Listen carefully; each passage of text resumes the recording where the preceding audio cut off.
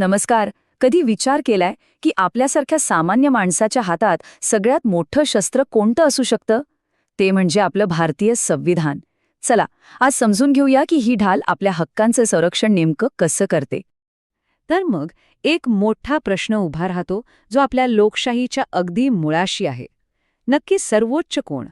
आपण निवडून दिलेली संसद जी कायदे बनवते, की मग ते संविधान ज्यानेच मुळात संसदेला हे अधिकार दिलेत? आता या प्रश्नाचं उत्तर आहे ना, ते संविधानाने आपल्याला म्हणजे भारतीय जनतेला दिलेला एका खास वचनामध्ये दडलेलं आहे. हे बघा, एकदम सोप्या भाषेत सांगायचं तर सगळ्यात वर आहे आपलं संविधान. त्याच्या खाली बाकी सगळं. मग तो संसदेने बनवलेला कायदा असो किंवा सरकारचा कोणताही निर्णय, प्रत्येकाला संविधानाच्या चौकटीत राहूनच काम करावं लागतं. संविधानच बॉस आहे. आणि हे जे हक्क आहेत ना, या काही साध्या-सुध्या सूचना किंवा शिफारसी नाहीत. नाही, हे तर आपल्या संविधानाचा आत्मा आहेत, त्याचा जीव आहेत. पण एक विचार करा, समजा सरकारनेच या वचनाच्या विरुद्ध एखादा कायदा बनवला तर? मग काय करायचं? घाबरायचं कारण नाही, कारण इथेच एंट्री होते एका महत्वाच्या रक्षकाची. आणि तो रक्षक म्हणजे कलम 13.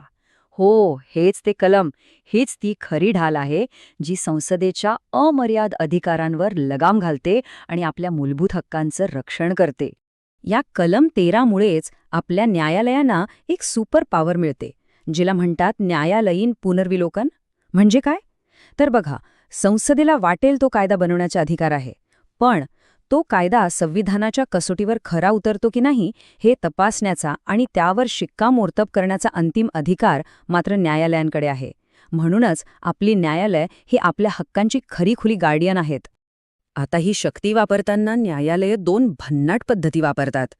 पहिली पद्धत म्हणजे एखाद्या डॉक्टरसारखी. जसं डॉक्टर ऑपरेशन करून फक्त खराब भाग काढून टाकतो, तसंच न्यायालय कायद्यातला फक्त तोच भाग रद्द करतं जो चुकीचा आहे, म्हणजे असंवैधानिक आहे.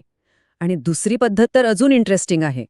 यात संपूर्ण कायद्याला तात्पुरतं निष्क्रिय केलं जातं, जणू काही तो कायदा कोमातच गेलाय.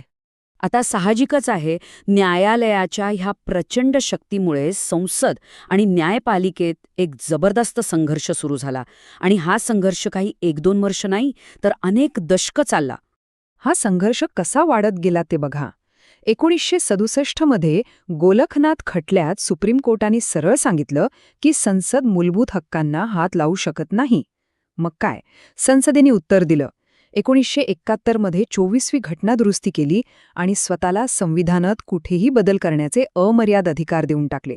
आणि मग आला तो ऐतिहासिक क्षण, केशवानंद भारती खटला. हा अंतिम सामना होता आणि या प्रश्नाचा कायमचा निकाल लावण्यासाठी तब्बल 13 न्यायाधीशांचा खंडपीठ बसलं होतं. आणि या केशवानंद भारती खटल्याच्या निकालाने भारताच्या लोकशाहीचा चेहरामोहराच कायमचा बदलून टाकला. तुम्हाला आश्चर्य वाटेल, पण हा इतका मोठा ऐतिहासिक निर्णय लागला तो फक्त एका मताच्या फरकाने. 7-6. विचार करा, फक्त त्या एका मताने आपल्या देशाच्या लोकशाहीचं भविष्य ठरवलं. या निकालात न्यायालयाने एक जबरदस्त क्रांतिकारी कल्पना मांडली. ती म्हणजे मूळ चौकटीचा सिद्धांत किंवा बेसिक स्ट्रक्चर डॉक्ट्रिन. हा सिद्धांत म्हणजे आपल्या संविधानाच्या आत्म्याला मिळालेलं एक अभेद्य कवच आहे.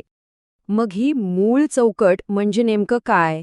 तर सोप्या भाषेत संविधानाची सर्वोच्चता, लोकशाही, धर्मनिरपेक्षता, कायद्याचं राज्य यासारख्या गोष्टी. याचा अर्थ एकदम स्पष्ट आहे, संसदेला संविधानात बदल करण्याचा अधिकार नक्की आहे, पण ते त्याची मूळ ओळख, त्याचा आत्मा पुसून टाकू शकत नाहीत. म्हणजे आपलं लोकशाही, धर्मनिरपेक्ष आणि न्यायप्रिय स्वरूप हे कायम राहणार. ठीक आहे, हा सगळा इतिहास झाला. पण या मोठ्या लढाईचा आणि या सिद्धांताचा आज आपल्यासारख्या सामान्य नागरिकासाठी काय अर्थ आहे?